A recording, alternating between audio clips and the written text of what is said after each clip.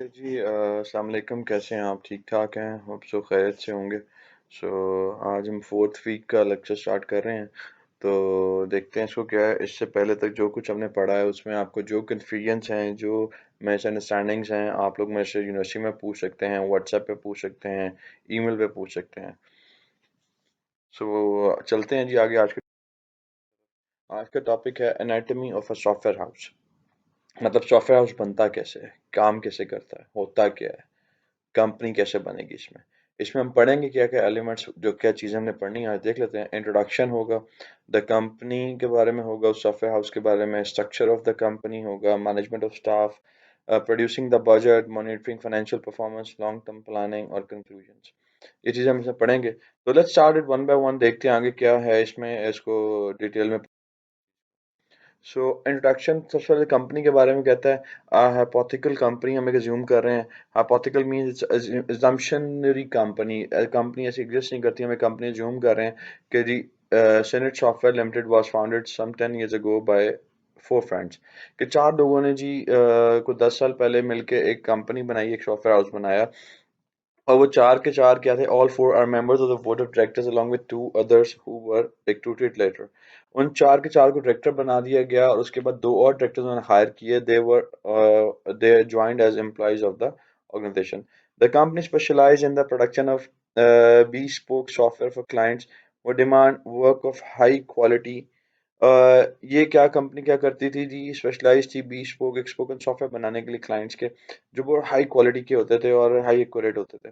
Senate head office in London, other office are in Manchester and Dalton Netherland. इसका मतलब है इनके different जगहों में ऑफिस भी थे। ठीक है, सब मल्टीनेशनल कंपनी बनाई उन्होंने।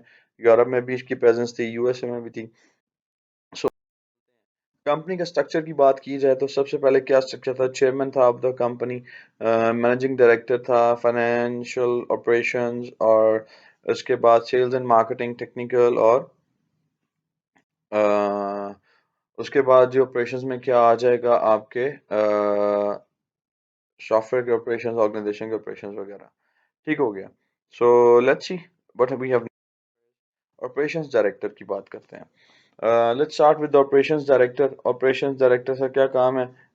वो क्या काम परफॉर्म करते हैं, क्या उसकी रिस्पॉन्सिबिलिटीज होती हैं, वो देखते हैं जी। वो कहता है कि the operations director is responsible for all the revenue earning operations of the company। Basically उस ऑपरेशन डायरेक्टर का काम है कि जो उस ऑर्गेनाइजेशन के जितने भी रेवेन्यू अर्निंग एक्टिविटीज हैं उनको परफॉर्म करना। रेवेन्यू अर्निंग तो सारी एक्टिविटीज होती हैं हमारी, कोई है जो हम काम कर रहे हैं उससे रेवेन्यू अर्न किया करते हैं, तो उसके ऑपरेशंस को देखना। It is his job to ensure that all projects are completed satisfactory. और ये उसकी जॉब है कि देखे सारे प्रोजेक्ट सेटिस्फैक्टरीली कंप्लीट हो गए हैं, अपनी डेडलाइंस को मीट कर रहे हैं और क्लाइंट की रिक्वायरमेंट के अकॉर्डिंगली हैं। एज पर द रिक्वायरमेंट, जो भी क्लाइंट की रिक्वायरमेंट थी उसको फुलफिल किया गया है सब में या नहीं किया गया। Then it says and resources are available to carry out the projects that the company wins. और इसका ये भी काम है देखना कि क्या हम जो प्रोजेक्ट की बिड कर रहे हैं, जो हम प्रोजेक्ट करने जा रहे हैं, क्या हम इस इतने कैपेबल हैं कि हम इस प्रोजेक्ट को चला सकें, इसको देख सकें। हम इसमें हमारे पास इतने रिसोर्सेज हैं। Then the personnel reports to him, और फिर लोग उसको आगे रिपोर्ट करते हैं ऑपरेशन डायरेक्टर को, जो आपके एम्प्लॉइज होते हैं, दे आर रिपोर्टिंग टू। फिर टेक्निकल डायरेक्टर का काम क्या होता है? As per the word says technical. कोई भी ऐसा काम जो टेक्निकल चीज़ों से रिलेटेड होगा, वो that comes in the direction of technical director, की रिस्पॉन्सिबिलिटी फॉल करेगा। जैसे क्वालिटी मैनेजमेंट है, रिसर्च एंड डेवलपमेंट है। अगर कोई काम की क्वालिटी डिसाइड करनी है, उसको मैनेज करना है, वो किसका काम है? वो काम है जी हमारा टेक्निकल डायरेक्टर का। ठीक है, उसकी क्वालिटी मैनेज करनी है, वो भी इसका काम है कि क्वालिटी को कंट्रोल करना है, जो हम क्वालिटी कमिट कर रहे हैं, जो हम बात कर रहे हैं, जो कह रहे हैं वैसा ही होना चाहिए। फिर कहता है marketing at technical level, example arranging for staff to give papers at conferences. फिर कहता है जी मार्केटिंग है टेक्निकल लेवल पे करनी है और स्टाफ को इंकरेज करना है ताकि वो एक रिसर्च ओरिएंटेड एक्टिविटी में काम कर सकें, उसमें अपना पार्टिसिपेट कर सकें। फिर कहता है जी technical training as opposed to training in says project management or representational skills which are the responsibility of the personal function। और टेक्निकल ट्रेनिंग में क्या आता है? आपकी प्रेजेंटेशन स्किल्स आ जाती हैं, ठीक है, रिस्पॉन्सिबिलिटी आ जाती है लोगों की, जो उसके जो भी उस एम्प्लॉय के फंक्शंस हैं, जो उसके ऑपरेशंस हैं, जो रिस्पॉन्सिबिलिटीज हैं वो उसके टेक्निकल ट्रेनिंग में फॉल। फिर कहता है सिनेट ऑर्गेनाइजेशन स्ट्रक्चर टाइप क्या था। Shows the element of all three of the types organisation structure. उसमें तीनों टाइप के स्ट्रक्चर एलिमेंट्स मौजूद थे। फंक्शनल डिवीजन ऑफ रिस्पॉन्सिबिलिटीज, तीन फंक्शनल डिवीजन अपनी रिस्पॉन्सिबिलिटीज फुलफिल कर रहा था। जोग्राफिकल एलिमेंट था, represented by the director responsible for overseas operation. Centralization and decentralization has little meaning. Centralized policies and procedures were widely used, but they have usually been developed with one part of the company and have been adopted by general consent. और ये क्या करते थे, किसी एक company के जो office था वहाँ पे सेंट्रलाइज पॉलिसीज बनती थी। और उसके बाद जब वहाँ पे सेंट्रलाइज पॉलिसीज बनती थी उसके बाद सारे उस पॉलिसीज को अडॉप्ट कर लेते थे, उसको एक्सेप्ट कर लेते थे with the consent of all the officers और ऑल द डायरेक्टर्स के हाँ ये चीज़ हमारे लिए बेनिफिशियल रहेगी या ये चीज़ हमारे लिए बेनिफिशियल नहीं रहेगी। फिर सेंट्रलाइज्ड वर्सेस डिसेंट्रलाइज्ड की बात कर लेते हैं। इन theory, staff have a sense of belonging to a group and regard the group manager as the manager who is permanently responsible for the career in the company. Basically होता क्या है, कहता है जी थ्योरेटिकल बात करें तो स्टाफ यहाँ जो उसको सेल्फ ऑफ बिलोंगिंग मिलती है ग्रुप से, कंपनी से, अपने ग्रुप मैनेजर से या मैनेजर से, जो कि परमानेंटली रिस्पॉन्सिबल है किसी से उसके करियर डेवलपमेंट कंपनी में, जो उस कंपनी में उसके करियर को डेवलप कर रहा है, वो डिसाइड करेगा इसको कौन सी ट्रेनिंग चाहिए है, कौन सी ग्रूमिंग चाहिए ताकि उसको प्रोवाइड की जाए। फिर इन प्रैक्टिस कहता है because project often require expertise from more than one group, staff often find themselves working on projects for groups other than one to which they belong. Actually होता क्या इन प्रैक्टिस में कि आपके बहुत सारे जो एम्प्लॉयज होते हैं वो डिफरेंट प्रोजेक्ट्स पे साइमल्टेनियसली काम कर रहे होते हैं और एक प्रोजेक्ट पे भी डिफरेंट लोग काम कर रहे होते हैं। तो कहता है staff often find themselves working on projects for groups other than the, तो वो अक्सर उनको नजर आता है कि एक प्रोजेक्ट के लिए हम नहीं हैं, we are working for multiple projects. In a company the size of Senate, the distinction between centralized and decentralized has little meaning. एक छोटी कंपनी के लिए सेंट्रलाइज और डिसेंट्रलाइज में डिफरेंशिएट करना या उसका डेफिनेशन डिफाइन करना थोड़ा सा डिफिकल्ट है। उसके बहुत थोड़े से मीनिंग होते हैं। कहते हैं centralise policies and procedures are widely used but they have usually been developed with one part of the company and have been adopted by general consent। तो वो कहता है वो सेंट्रलाइज उसको पॉलिसी यूज करते हैं, लेकिन वो सेंट्रलाइज पॉलिसीज भी क्या होती हैं, हर ऑफिस का टॉप डायरेक्टर नहीं बनाता, वो एक सेंट्रलाइज एक सेंट्रल ऑफिसर बन के आती हैं और सारे उसको म्यूचुअल कंसेंट के साथ एक्सेप्ट कर लेते हैं, उसको अडॉप्ट कर लेते हैं और वो फिर हम इम्प्लीमेंट कर लेते हैं। मैनेजमेंट और स्टाफ कहता है जी new employees versus old employees outsiders. Basically management staff बहुत मुश्किल काम है। जो ओल्ड एम्प्लॉयज होते हैं वो नए एम्प्लॉयज को आउटसाइडर समझते हैं, उनको कंफर्टेबल होने नहीं देते, कंफर्ट जोन में नहीं लेके आते। वो कहते हैं नहीं जी इनको ऐसे ही ट्रीट करना है, क्योंकि they are in the fear, उनको एक फियर फैक्टर होता है कि अगर ये हमारे से अच्छा परफॉर्म कर गए और इन्होंने हमारे से ज़्यादा स्किलफुल बंदा आ गया तो हम हमारी पोजीशन को खतरा हो जाएगा। इसका बेस्ट सोल्यूशन होता है, बेस्ट सोल्यूशन क्या है, क्या यू ग्रूम योरसेल्फ, आप अच्छी लर्निंग करते हो, अपने आप को पॉलिश करते हो। स्टाफ अप्रेजल्स कैसे होती हैं, कहता है जी employees achievement and contribution to the company were properly recorded. आप एम्प्लॉयज की जो अचीवमेंट होती हैं, जो उसकी कंपनी में कंट्रीब्यूशन है उसको प्रॉपर्ली रिकॉर्ड करते हो, कहीं पे मेंशन करते हो। Staff knew what was expect of them and what they need to achieve in order to gain promotion. और इससे फायदा क्या होता है, स्टाफ को भी बड़ा कैटेगरी क्लियर हो जाता है कि भाई प्रमोशन लेने के लिए हमें ये काम करने पड़ेंगे, इन इन कामों का फायदा है। फिर कहता है proper plans for training and career development were made and regularly reviewed. और हम कंपनी से करती हैं प्रॉपर प्लान बनाती हैं ट्रेनिंग एंड करियर डेवलपमेंट के, क्योंकि it's organisation responsibility for which you working actually, for your development, for your career development. और उन प्रोग्राम्स को रेगुलर रिव्यू भी किया जाता है कि हो सकता है अब हम जिस एरा में जा रहे हैं, जिस टाइम फ्रेम में हम चल रहे हैं, हो सकता है टेक्नोलॉजी इतनी एडवांस होगी, चीज़ें इतनी एडवांस हो गई हों कि वो जो टेक्निक्स और वो चीज़ें हमने पहले डिसाइड की थी पुरानी हो गई हैं। फिर कहता है employees are aware of the company's opinion of their performance. एम्प्लॉइज को उसका फायदा क्या होता है, एम्प्लॉइज को चल जाता है कि जी कंपनी का ओपिनियन क्या है हमारी परफॉर्मेंस के ऊपर, हम कहाँ पे स्टैंड कर रहे हैं परफॉर्मेंस को लेके। फिर कहता है जी producing the budget. Staff and the company are broadly divided into technical और रेवेन्यू अर्निंग स्टाफ और नॉन रेवेन्यू अर्निंग स्टाफ। कहते हैं जी जो आपके बजट्स वगैरह हैं इसमें क्या होता है, और जो कंपनी का स्टाफ है वो दो पोर्शन में डिवाइड होता है। पहला जो है टेक्निकल और रेवेन्यू अर्निंग स्टाफ है और दूसरा portion non revenue earning staff. जरूरी नहीं है सारे ही स्टाफ आपको कमा के दे रहा हो, सारे स्टाफ आपको पैसे अर्न करके दे रहा हो, कुछ आपको स्टाफ वैसे भी जरूरी होगा जो आपको कमा के नहीं दे रहा लेकिन आपको उसके बगैर रहना आपके लिए पॉसिबल नहीं है, कंपनी रन करना पॉसिबल नहीं है। तो कहता है both require different capital to work, that's both require different capital to work। उन सबको जो उनकी रिक्वायरमेंट्स हैं वो डिफरेंट हैं, वर्किंग रिक्वायरमेंट्स डिफरेंट है, कैपिटल उनकी रिक्वायरमेंट डिफरेंट। कहते हैं मॉनिटरिंग फाइनेंशियल परफॉर्मेंस। हम फाइनेंशियल परफॉर्मेंस कैसे मॉनिटर करते हैं? Monitoring Senate's for performance against the budget should in principle be straightforward. करते हैं क्या है, सबसे पहले आप उसके जो बजट डिसाइड किया आप उसे कंपेयर कर लो, तो इधर we stayed in the budget और we stayed out goes out of the budget.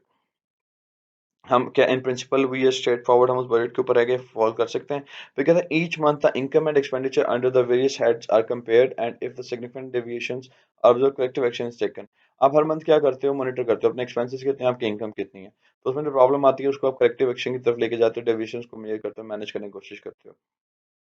Usually usually companies की प्रेफरेंसेस क्या होती हैं, उनकी एक्सपेंसेस जो है हमेशा उनकी इनकम से कम ही रहे। In practice the simple procedure presents many difficulties. अगर देखने को हमें बड़ा सिंपल सा प्रोसीजर लग रहा है, एक साइड पे अपने एक्सपेंसेस नोट कर लो, दूसरी साइड पे अपने अब इनकम काउंट कर लो, लेकिन एक्चुअली थोड़ा सा डिफिकल्टीज होती हैं। To monitor financial performance company focus on, अब जो फाइनेंशियल परफॉर्मेंस मॉनिटर करनी है उसके लिए कंपनी क्या करती है, कंपनी जी उसके लिए करती है डिफरेंट चीज़ों को फोकस करती है। अब वो डिफरेंट चीज़ें क्या हैं जिस पे कंपनी फोकस करती है, वो हम देख लेते हैं। वो क्या है जी, सबसे पहले है जी कॉस्ट एंड रेवेन्यू। आप पहले कॉस्ट एंड रेवेन्यू की बात करते हो, फिर project costing and then sales. अब देखते हो हमारा कॉस्ट क्या है और हमारी रेवेन्यू क्या है। हम एक प्रोडक्ट बना रहे हैं 10 रुपए की, क्या हम वो 9 रुपए की तो नहीं बेच रहे? अगर हम वो 15 रुपए की बेच रहे हैं तो प्रोजेक्ट की कॉस्टिंग क्या है और हमारी सेल्स वैल्यू क्या है। हम अपनी सेल्स वैल्यू को कैसे देख के चीज़ें बेहतर कर सकते हैं। Next is cost and revenue. अब कहता है जी a major problem is cost by random fluctuation themselves the product of mainly individual factors. For example अक्सर क्या होता है आपकी जो प्रॉब्लम आती है फ्लक्चुएशन में, कॉस्ट में या रेवेन्यू में, वो इंडिविजुअल फैक्टर्स की वजह से आती है। जैसे annual budget staff and staff hiring, आपका बजट था और स्टाफ हायरिंग की आपकी लिमिट थी, आप उसे बियॉन्ड चले गए, यू क्रॉस दैट लिमिट, आपने उसे क्रॉस कर लिया तो इवेंचुअली आपके बजट टाइट हो जाएंगे। Large products cost deviation budget, और जो बड़े प्रोडक्ट्स होते हैं उनमें आपका हुई नहीं हर दफ़ा आपकी एक्सपेक्टेशंस या आपकी जो फोरकास्टिंग जो एक्यूरेट बैठ गई है कि नहीं जी इतना ही पैसे लेंगे, समटाइम वो अपने बजट से बहुत ज़्यादा ऊपर निकल जाता है। हम ऐसा भी नहीं कर सकते किसी फेज पे किसी टाइम पे आगे नहीं हमने नहीं करना। फिर कहता है फिक्स प्राइस प्रोजेक्ट एस्टिमेशन क्या है, आपकी जो फिक्स प्राइस है उसकी प्राइस एस्टिमेशन, आप प्रोजेक्ट एस्टिमेशन देखनी है।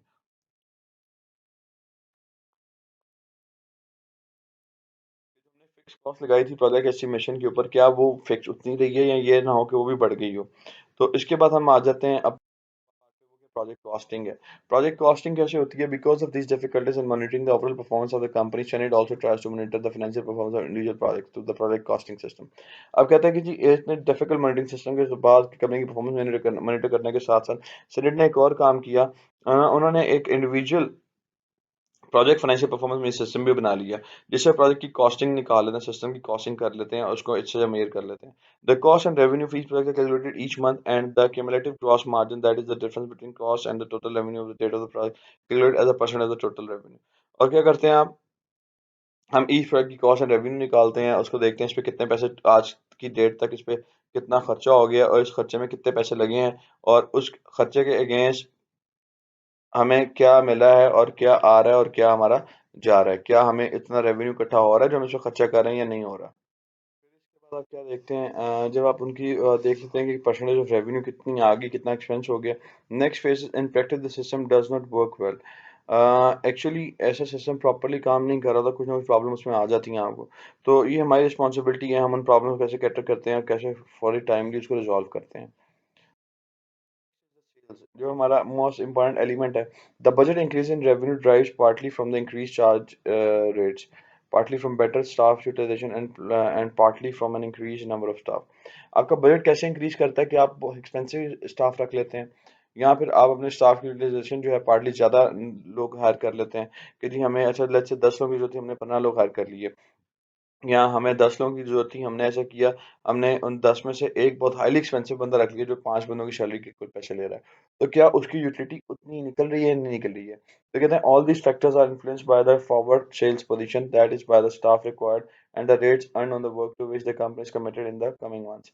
और ये सारा कुछ कैसे होता है? आपकी सेल फोरकास्टिंग पे होता है कि हम क्या सेल कर सकेंगे, क्या हमारे प्रोजेक्ट आएंगे और उसमें कंपनी की कमिटमेंट क्या है। Two reports are used for assessing the monitoring the sales position. आपको दो रिपोर्ट्स मॉनिटर की यूज की जाती हैं कंपनी के सेल्स पोजीशन को मॉनिटर करने के लिए, और वो रिपोर्ट्स क्या होती हैं हम आगे पढ़ेंगे उसको। डिटेल में पढ़ेंगे नेक्स्ट में हम कि वो दो रिपोर्ट्स कौन कौन सी हैं जो हम यूज़ की जाती हैं कंपनी की सेल्स को। The confirmed sale report, second the sales prospect report. Confirmed sales report क्या है, as per the word says, वो जो confirmed sales उसमें mention कर देते हैं. Shows for each grade the number of the staff in the grade who are committed to contract each the following 12 months and the total expected revenue from the for that grade in each month. आप उसमें देखते हो कि इस cartel ने जो किया काम कितना किया, उससे क्या कमाया क्या नहीं कमाया, कितना रेवेन्यू आया. The sales prospects report getting shows for each sales prospect the potential value of the sale, it is likelihood and like the start date. Okay, वो जो सेल अभी हुई नहीं है लेकिन प्रोस्पेक्टिव है कि हो सकता है हो जाए. इट्स इन बिटवीन, या we are discussing with the client और the client is having a discussion with the company और the sales in the pipeline, he has decided but he is waiting for some certain time to make the payments and so on. फिर कहता है जी आपकी अब क्या आती है, long term planning की बात आती है. लॉन्ग टर्म प्लानिंग क्या होती है? As per the word says आप लॉन्ग टर्म प्लान कर रहे हो कुछ इन अ लॉन्गर रन. कहता है strategic planning for future. When we start about the planning about the future, तो वो क्या है, हमारी स्ट्रेटेजिक प्लानिंग होती है. उसमें हम अपनी पॉलिसीज को भी देखते हैं, प्रोसीजर्स को भी देखते हैं, अपनी स्टाफ को भी देखते हैं, हम अपनी डेफिशिएंसीज को भी देखते हैं, उन्हें ओवरकम करने की कोशिश करते हैं. The ability to plan strategically and to achieve strategic objective is the hallmark of well run successful companies. तो कहता है जी the ability to plan strategically and achieve strategic objective, ये एक हर कंपनी का बेंचमार्क होता है सक्सेसफुल कंपनी का, कि हमें अपने स्ट्रेटेजिकली जो अपने भी ऑब्जेक्टिव या गोल सेट किए थे उनको अचीव करना है. फिर कहता है strategic planning and Sinnet has to related aspects. जो सिनेड में स्ट्रेटेजिक प्लानिंग हो रही है उनके दो एस्पेक्ट्स हैं. पहला वाला क्या है, the first is to identify appropriate long term goals. पहली चीज, आपको आपके गोल्स का पता होना चाहिए कि आपके लॉन्ग टर्म गोल्स क्या हैं.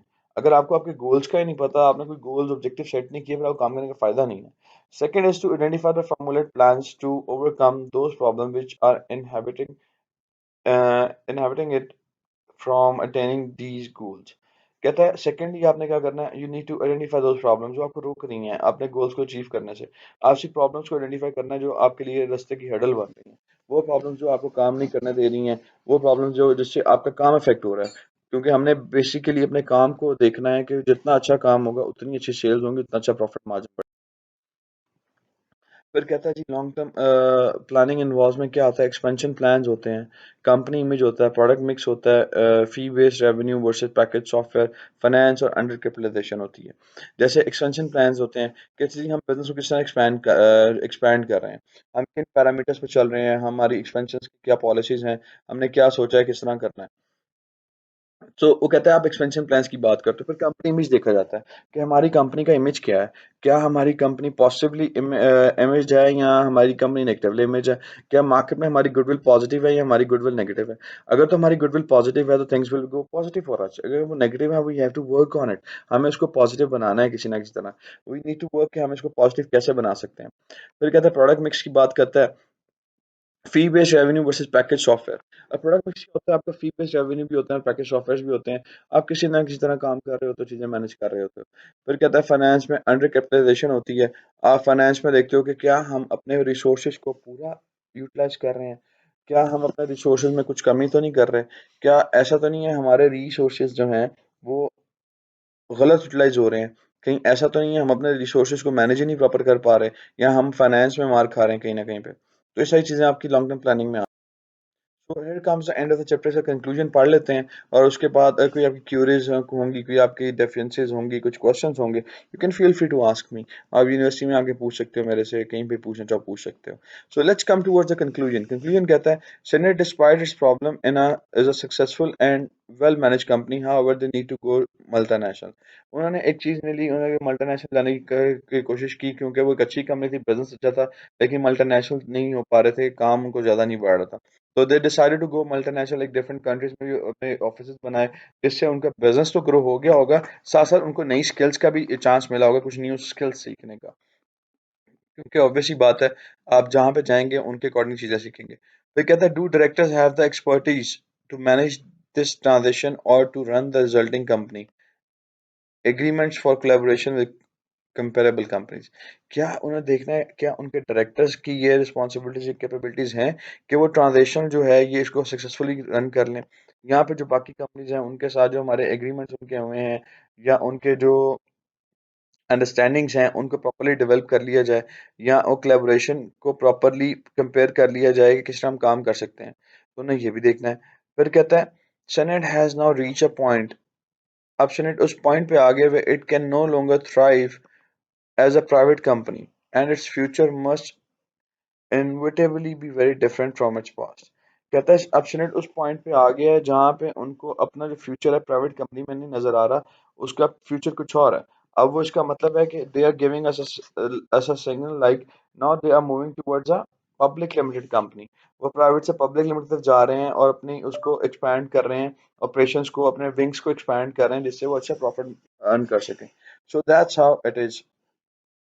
Here comes again the end of the chapter। ये इस वीक का हमारा लेक्चर था, तो आप इसको ध्यान से पढ़िएगा, सुनिएगा, कुछ समझ ना आए तो feel free to contact me anywhere around the campus, or you can use some social platform to contact me। So till then, take care। Allah Hafiz।